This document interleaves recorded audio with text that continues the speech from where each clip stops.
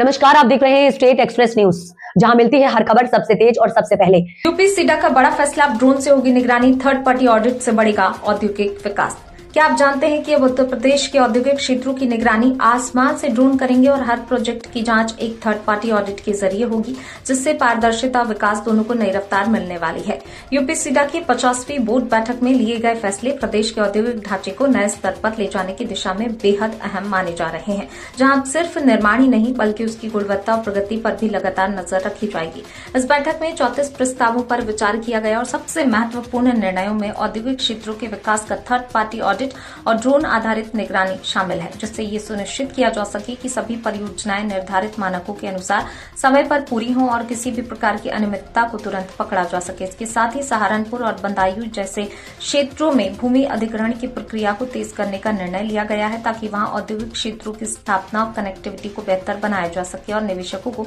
सुविधाजनक वातावरण मिल सके। अपर मुख्य सचिव आलोक कुमार की अध्यक्षता में हुई बैठक में ये भी तय किया गया, औद्योगिक क्षेत्रों में सिविल कार्य, विद्युत व्यवस्था और ठोस अपशिष्ट प्रबंधन जैसी महत्वपूर्ण व्यवस्थाओं की ड्रोन के जरिए निगरानी की जाएगी, जिससे हर स्तर पर पारदर्शिता बनी रहे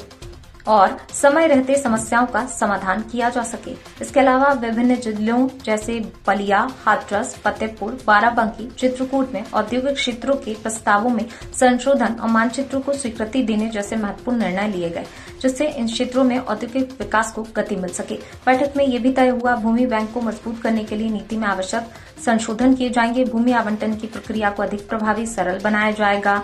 एक महत्वपूर्ण निर्णय ये भी लिया गया, 75% भूखंडों के आवंटन के बाद शेष 25% भूखंड ई नीलामी के माध्यम से दिए जाएंगे, जिससे प्रक्रिया अधिक पारदर्शी बनेगी। साथ ही